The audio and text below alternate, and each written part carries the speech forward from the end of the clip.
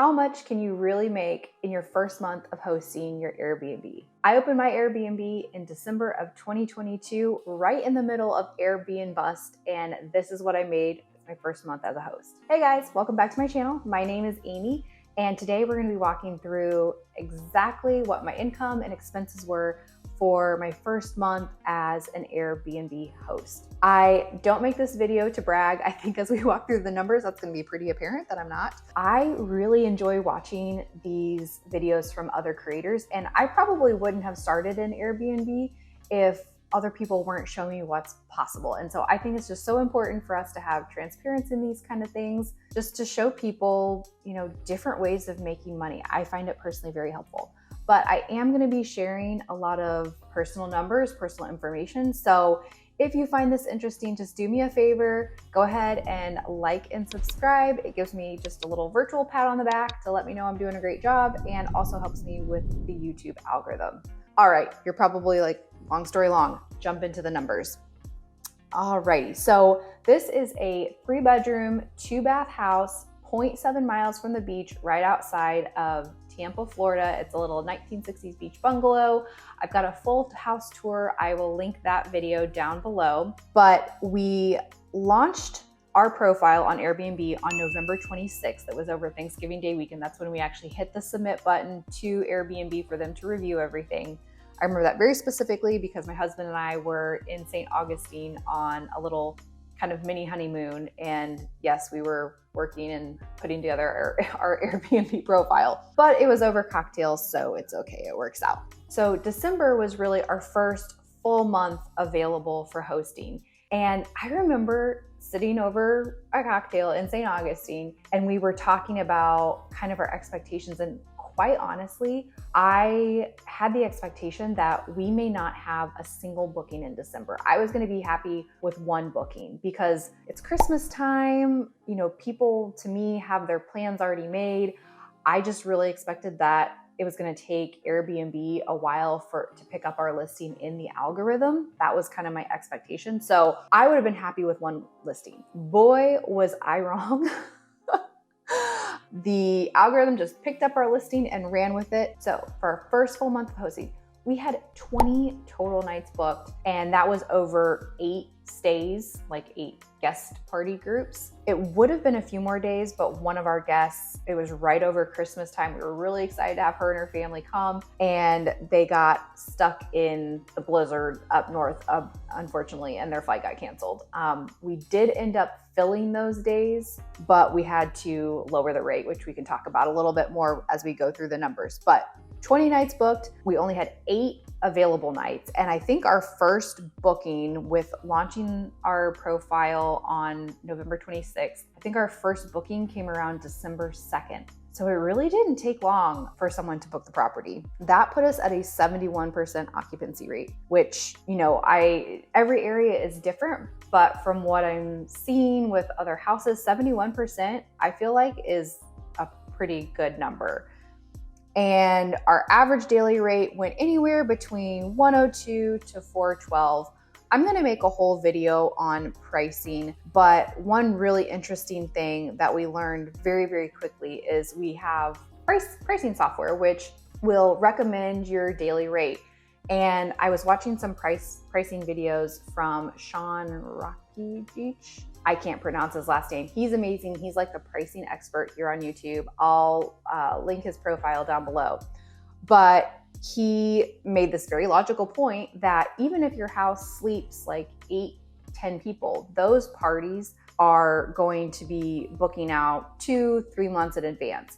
So if you're in a window of time within that month, you really kind of have to cater to smaller groups. And so I would say maybe the first few days on Airbnb, we put our pricing in, we're thinking we're going to get these large groups. We hear crickets. I continue to do more research, saw one of his videos, and it made a lot of sense. So I went and researched all the hotels in the area and what it would cost a couple, a party of 4, how much it would cost them to grab a hotel for the weekend, and adjusted our pricing based off of that, because that's really the competition that we were in. We were looking at smaller groups who were doing more last minute bookings. And while our average daily rate did go down, that strategy worked because we were able to fill our occupancy. So I thought that was really great considering we had just launched the profile and we were able to fill up. All right, long story long. Oh my gosh. I told myself I wasn't gonna ramble, and then here we go. All right, so let's get into the numbers. Finally, our total income for the month of December was $5,430. Like that is amazing. Don't stop watching the video because we had a lot of expenses in this month, but when we've had this property and we've just worked so hard on it for so many months to turn the profile on and actually get bookings and have money coming in, it's super, super exciting. Now we have to go through all the expenses because it is a business. It does cost money to run. So between mortgage, insurance, and taxes, that is around $3,300 a month. Our cleaning fees were a little over $1,400 a month. And then we have Airbnb fees of $162, which to me, considering the power of that platform and the fact that we have this house, we were able to just make a profile on Airbnb and they bring us customers, I will gladly pay $162 of that. I feel like that's very, very reasonable. It would cost me way more to create my own website and try and get all of that traffic to that site to book. Our utilities were $371. We have a pool out back. We have a lawn service. Even though we have AstroTurf, we still have a lawn service that comes in and makes sure that we get all the leaves up and sticks and everything. And then it's Florida, so of course we have a pest guy. So that was $825, and the pool and lawn guy come every single week. And then we had some expenses for like linens, soaps, and we do have a gift basket up front. And so that totaled $150. It probably won't be that expensive every single month, but I didn't take the time. I bought everything in bulk at the beginning when we went live. I didn't take the time to go through the supply closet at the end of the month to see exactly how much of that we have used. We'll see as the months go along how much that actually costs. I doubt it'll be $150, but just to be honest, we'll put that in there. All right, so you can probably tell from the numbers, we're already a little bit in the hole. I think that puts us at like $874 in the hole, but we did have some plumbing issues that came up. I have another video that you can watch. I'll link it down below, but basically this house has just been one thing after another. We thought it was going to be turnkey. It really hasn't been. Knock on wood, we're just like, at some point we have to get to a point where things are gonna stop breaking. We'll see. But we did have some plumbing issues, like one of the hardware pieces on the shower popped off, which isn't a huge repair. We could have easily come back down here with a wrench, but we're really trying our best to run this place as remotely as possible. So you gotta call the man, you gotta call the plumber and pay him. We also had an issue with the hot water going to our washing machine. And then there was one other small issue with the plumbing. I remember what it was.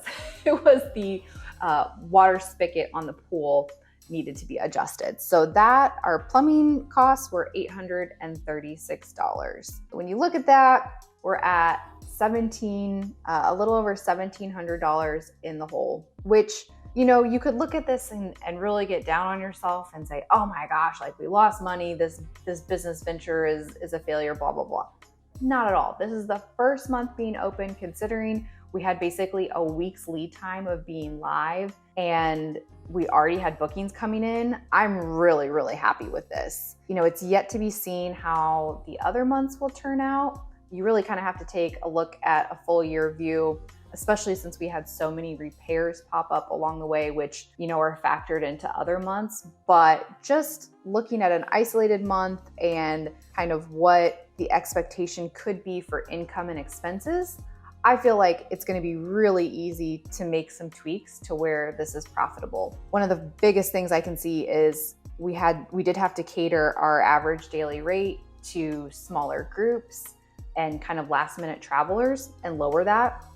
I don't think that'll be a problem in the future because we're live, so people will be able to book out 2-3 months in advance and hopefully we can get that nightly rate up. If you find this kind of information helpful, interesting, let me know in the comments. I'll make more of these videos.